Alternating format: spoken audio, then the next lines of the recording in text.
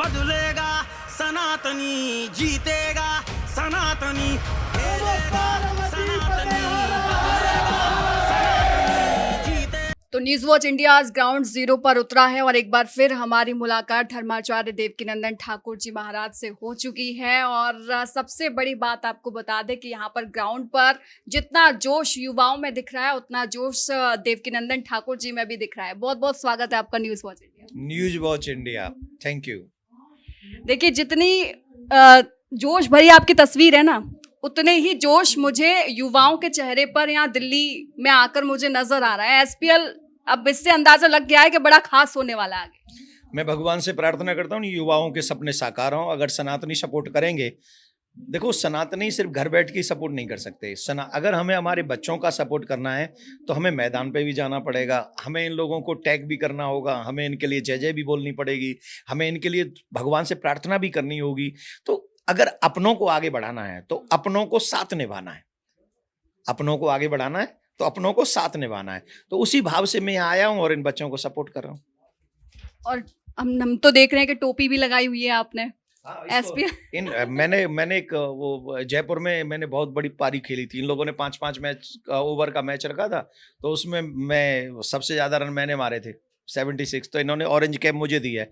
तो मैं इन बच्चों से भी अब ये कहूंगा कि तुम लोग अब उससे ज्यादा रन बनाओ तो ये ऑरेंज कैप तब तुम्हें दूंगा।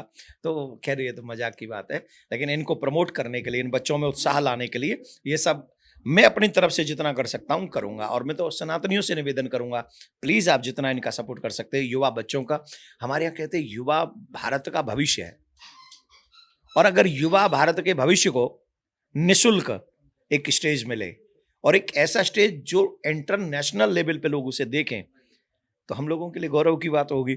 वो इनको प्रमोट कराने का प्रयास है। देखिए मैंने खिलाड़ियों से बात की तो उन्होंने बोला कि मैम 2 चीज़ें बड़ी अच्छी लगी हमें एसपीएल में आके, एक फ्री ऑफ कॉस्ट है सब और एक फेयर गेम है।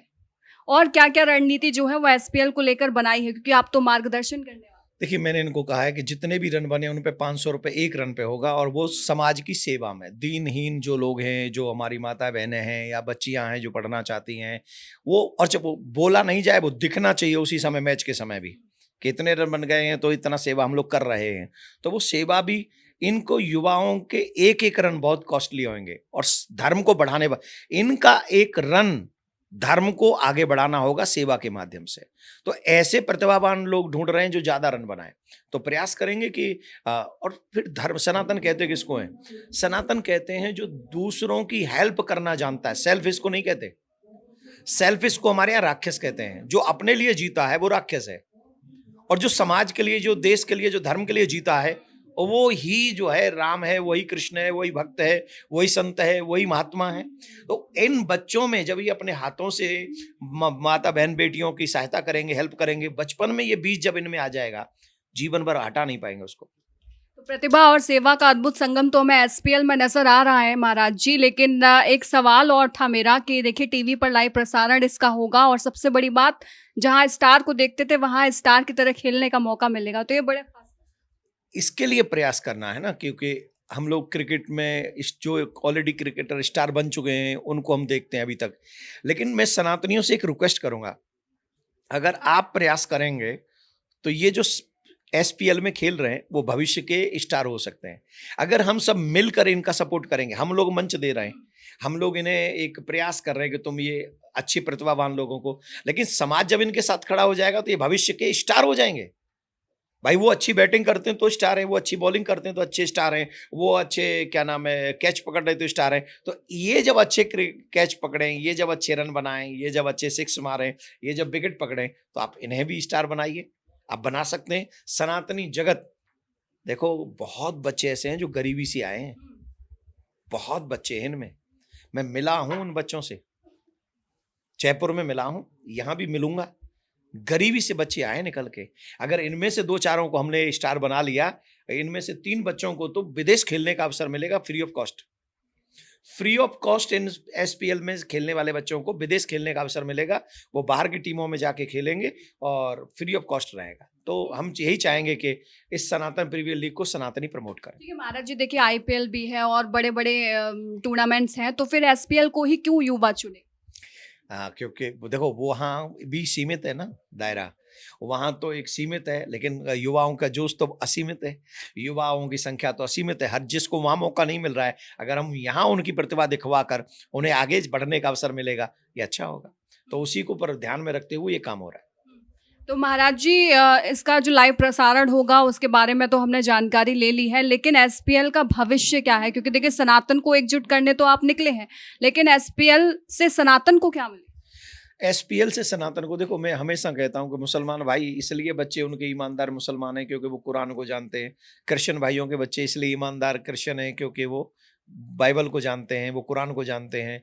लेकिन हम लोग रामायण गीता को ज़्यादा नहीं जानते हैं।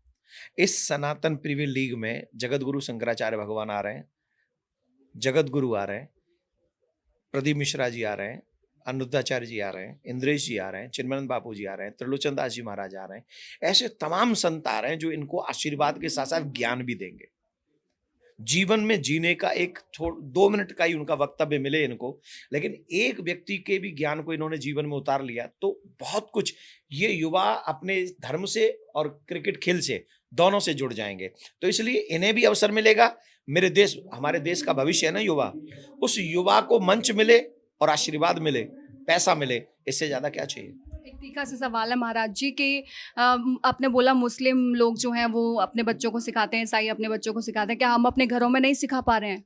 नहीं, अगर सिखा पा रहे होते तो आज पत्नी जल रही होती घरों में, पति को जिंदा काट दिया गया होता है, परिवार बूढ़े माँ बाप जो आंसू बहा रहे होते, भाई भाई में लड़ाई हो रही होती, बच्चों की वजह से माँ बाप दुखी हो रहे होते। ये संस्कार नहीं सिखा पाए, उसी के कारण तो ये हुआ। तो इसीलिए अनेक संतों को उस मंच पे लाकर इन बच्चों को, उन युवाओं को संतों के आगे बैठालकर ये खेलेंगे भी, सीखेंगे भी, कमाएंगे भी और आगे बढ़ेंगे और देश को आगे बढ़ाएंगे।